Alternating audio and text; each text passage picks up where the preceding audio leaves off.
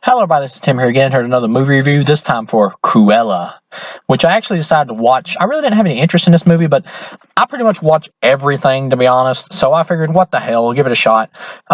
This movie is a tricky one to review, and it was a tricky one to watch. I rate my movies from 1 to 4 stars, and I'm going to hold off on my rating here for just a little bit. To get into this movie, the thing with Cruella, the character, is she is a cartoon character, and she's a villain, a straight-up villain, a psychopath who wants to skin dogs and make them into a coat. Okay, she's a pure villain, just like Maleficent. But what Disney did here was take the character who is a villain, just like Maleficent, and put them in a movie and made them not just the anti-hero, but almost just the hero of the movie. Like Cruella in this movie, just like the Maleficent character, is nearly totally removed from what she was in that animated movie. Now, right off the bat, when you want to make like a live-action, especially origin spin-off movie about a cartoon villain, you're already facing trouble because cartoon characters can be two-dimensional and still work because they're cartoons. But when you got to make them a full-fledged character, and especially when you want to do like an origin story, you got to really flesh the character out and explain why they are the way they are. And then you face the other problem of, well, they're a villain, so then they're going to be evil the whole movie. Then the audience won't really be able to root for them, especially if you're going to do it in live action, like somebody's wanting to skin puppies. Nah, that's really hard to make you root for somebody like that. So what did they do here? They pretty much did the exact same thing they did with Maleficent. They took the character in name only and just completely reshaped it, threw in a couple little nods to the animated 101 Dalmatians movie, and just did like their own thing. This is just a character who's inspired by the Cruella de Vil character from that movie, and I believe it was also a book that just goes its own way. This movie is going to get mixed reviews and mixed reactions from the public, just like Maleficent did. When I first watched the Maleficent movie, I hated it because it was nothing like the animated character, but then after a long while, I just started accepting. They did their own thing with it. This is pretty much just a standalone reboot of the Cruella character. It really has nothing in common almost with the animated version, other than the hair and a little bit of the attitude and the mimicking of the laughter style. Emma Stone plays Cruella, and she actually does a great job for this particular version of Cruella. But still, if you want to watch the real Cruella, like actually like the animated version, stick with the Glenn Close version from the live-action 101 Dalmatians movie. That is the real version. If you want to go with the actual adaptation of the animated one, that's the one for you. If you want something new that's totally different, this is it. As a movie, as an adaptation of like the Cruella character, this is easily like a barely low 2 stars, just like a mediocre movie. As a standalone movie, which is what this really is, this is really Cruella in name only, then it's a 3 out of 4. This is pretty much a comic book style anti-hero movie. It's really done in a comic book type Tim Burton way, and it takes a little bit from Tim Burton's Batman, and even shots from like Batman Begins, like with all the bats flying out or whatever, except in this one it's moths or whatever who has like ate all this woman's clothing. I think Emma Thompson in this plays like the main villain. We got the story set up. We got Estella, who is her name in here, played by Emma Stone, and she kind of has like this mean streak, so you get the idea that she could go one way or the other. She kind of has a mean streak, but her mom teaches her to repress it, and then her mom gets killed or whatever by like the Mark Strong character, or not by the Mark Strong character, but she goes to like see him to get money or whatever off of the rich woman played by Emma Thompson, who like sicks the Dalmatians on her and causes her to get knocked over a thing. It's almost like they're trying to invent a reason in here to why she would hate Dalmatians or whatever, but it doesn't really play into it, and it just seems like nods, because by the end of the movie, this woman does not feel like the Cruella de Vil at all from the animated flick, so it doesn't really make any sense why this stuff is here. This movie is pretty much just like its own movie that's just like reshaped a little bit to feel like the Cruella de Vil character somewhat from the 101 Dalmatians movie, so it can just kind of cash in on the name. Just the same thing they did with Maleficent. Really, this movie could just be called Cool Punk Rock Anti-Hero Chick, the movie, and it would be the exact same thing. Emma Stone, she's hot. And she's hot in the movie. She's going around as Cruella even before she has like the funky cool hair. Like, she's born with the hair. So it's like, this is like a comic book movie about a punk rock looking chick who is like going around wanting to be, has the taste for fashion. And they had me, I was thinking this movie was going to go one direction, but it really didn't. At first, I thought what it was going to be, the twist, because they don't tell you who the father is. I thought the father was going to be Mark Strong, because it introduced him a little bit at the beginning, and he's like a big actor who's been in a lot of stuff, so you automatically just assume that he is going to end up being the father or whatever, and you think that's where it's going, that the mom was like going to him for money or whatever, and then she was like killed because of that by the rich family, because she was the help or whatever. That's what I was thinking.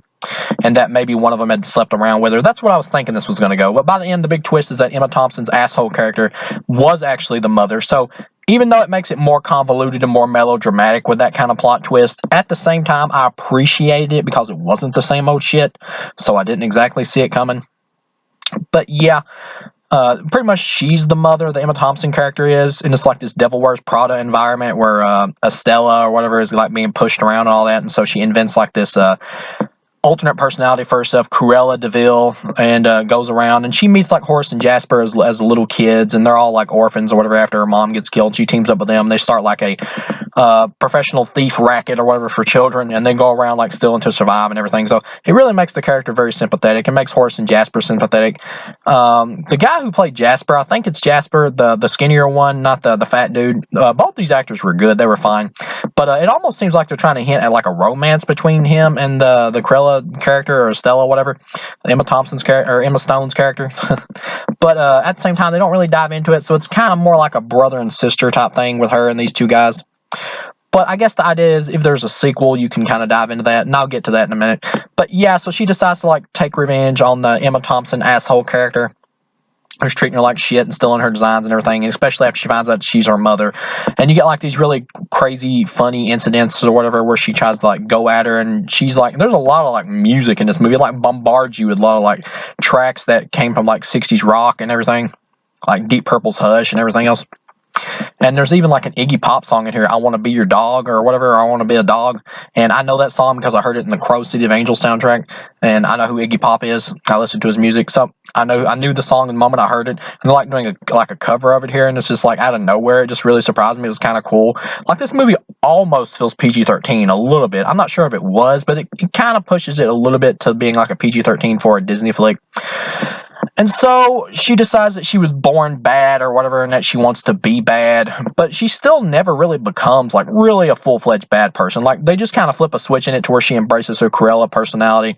It's like an alternate personality thing. She just kind of embraces it after she's been suppressing it for so many years.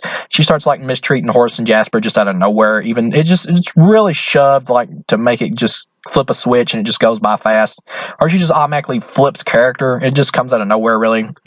It would have been better if they would have more slowly developed it and had it to be where she started acting more and more assholish till she eventually did go over the edge. But they're not playing it to where she's a villain, really. She's just pretty much an anti-hero the whole film. Even when she's a jerk, like later on in the movie, after she figures out who her mother really is or whatever and all that, she actually apologizes to Horace and Jasper and everything, and tells them about how sorry she is and everything, and how she loves them and all that, and they're the only family she has, which is definitely not something the cartoon Cruella would have ever have done, or the Glenn Close one. Just would not happen. And so she teams up with them and like breaks them out of jail later, and they go there to like attack Emma Thompson's character, her asshole Devil Wears Prada type character, and she rigs it up pretty much to where she's got this whistle where she's controlling the dogs, and she's got her out there and talking to her, and she knows she's going to push her over the edge, and she actually does push her over the edge of the thing, but where she's her legitimate daughter, you know, and Mark Strong knows that you get the idea that they don't actually say it and show a scene of it, but you get the idea that they've got it rigged up to where she will inherit like all the money or whatever when the main villain, Emma Thompson or whatever, gets like took to prison and all that for what she did for killing Estella, and that she had all the money and everything put in Cruella's name to pass it on to her, because, you know, it's like Clark Kent. She puts on glasses, she takes off glasses, nobody knows who she is. So it's pretty funny in that way. So yeah, you think she's dead, but of course this is where it gets pretty over the top, where she's like falling off the side of the cliff or whatever, and then she jerks out like this parachute like a James Bond movie. It's just pretty silly looking, and the special effects kind of hokey. CGI is when she like lands in the water. That was kind of hokey, but you get to the end of it though, and you got Anita and Roger in here. She's pretty much just like callbacks to the 101 Dalmatians movie. But like I said, other than a few nods here and there and stuff like that and callbacks, this really doesn't link with the 101 Dalmatians like version of Cruella at all. Like when she keeps the Dalmatians or whatever in the movie that belong to like Emma Thompson's character or whatever, and then I think she just like at the end in a bonus like mid-credit scene, she pretty much like sends them to Roger and Anita to just like keep, because she liked Anita because they were friends at school. This is pretty much just a movie that just like takes elements from the book and from the animated movie and just creates its own thing. And how you feel about this movie, just like I said, will depend on whether or not you can accept this movie for being its own thing. Because there's going to be people that are going to go, well, if you're just your own thing, why not just make your own movie and call it Crazy punk rock anti-hero chick, and why are you even bothering trying to make this a Cruella movie? It's about money, people. It's because the name will attract audiences. That's it. And whether or not you're willing to just be okay with that will depend on how you feel about this movie. Me personally, it's a business, whatever. I can overlook it. As a movie from 1 to 4, easily this is a 3 out of 4. This is a good, fine movie as its own thing. There's going to be some kids who watch this movie first, and this is going to be their Cruella for them. And they're not even going to know the book version or the animated 101 Dalmatians version. And it's going to be their Cruella, just like the kids that watched the Maleficent movie with Angelina Jolie. It's the same thing. The best Disney live action like remakes has been the ones that have stuck closer to the source material and stuff, but been fresh enough to kind of do their own thing. Like I love the Jungle Book one. The Lion King one was just too much like the animated one, to the point where it was just kind of mundane and worthless. And the Aladdin one I just thought was kind of mixed on it. But as far as like this one goes, as its own thing, it's fine. It's totally fine. This and Maleficent are just where they're just taking bits and pieces of elements and just doing their own things. Like the Aladdin one, I couldn't really get into because just nobody can really replace Robin Williams, even though I thought Will Smith kind of did a fine job in that. And they were trying too hard to make it like a feminist-themed movie in that, which I have no problem with girl power or feminist things. But when you're doing it so on the nose by the end, it's a little much. It makes it feel like the whole purpose of the movie was just to like be an agenda piece, and there's really just nothing else to it. The best like feminist and stuff like that driven movies are movies where they're just not kind of pushing it into your face so much to where it kind of distracts you from the entertainment value of the movie or the artistic merit of the movie, to where it just feels like you're watching some kind of agenda piece. Really, it just takes you out of it. It's like you just feel like the whole reason this movie existed was just for that, and there's just really nothing else to it. And that can just be, it just makes it more annoying. But at the same time, though, the performances in Aladdin were fine. I thought the girl who played Jasmine was really good. The guy who played Aladdin, though, he was just kind of lame. But as far from what I remember about that movie, it's been so long since I've seen it. I remember that one just being kind of passable to okay. I think I liked it better than the Lion King one because that one was just way too close to the original. But forget those. I would have to rewatch those again to remember my full thoughts on them, just for this one alone. Like I said, it's a 3 out of 4. If you can just accept it for what it is. Cruella gets the place at the end. She gets the mansion and all that, and she gets the fortune. She's got all the money, so she's going to start up her own fashion business. She finally gets to be what she wants. Horace and Jasper are going to be staying with her, and because they're like family, they're like brothers, and it pretty much just ends like, what do we do now? And she just looks at the camera like, I have a few ideas or whatever, something like that, and in her accent. And Emma Stone's acting here is great. She does a great job for the version of Cruella that she's playing, which is not really the real Cruella. But yeah, and then the movie just ends. So yeah, it's a 3 out of 4 good standalone movie. But as an adaptation of Cruella, or of the 101 Dalmatians character in the book and everything, it's really mediocre. This will all come down to whether or not you can just accept this film for what it is, or whether you're just going to be one of those people, like I was with Maleficent, who just hates it based on principle because it's just not what it should be. And I understand that. That is perfectly, honestly understandable. But if you can separate yourself, I think this is a perfectly fine, average movie. That's totally fine. So, thank you guys for watching, and I'll see you again.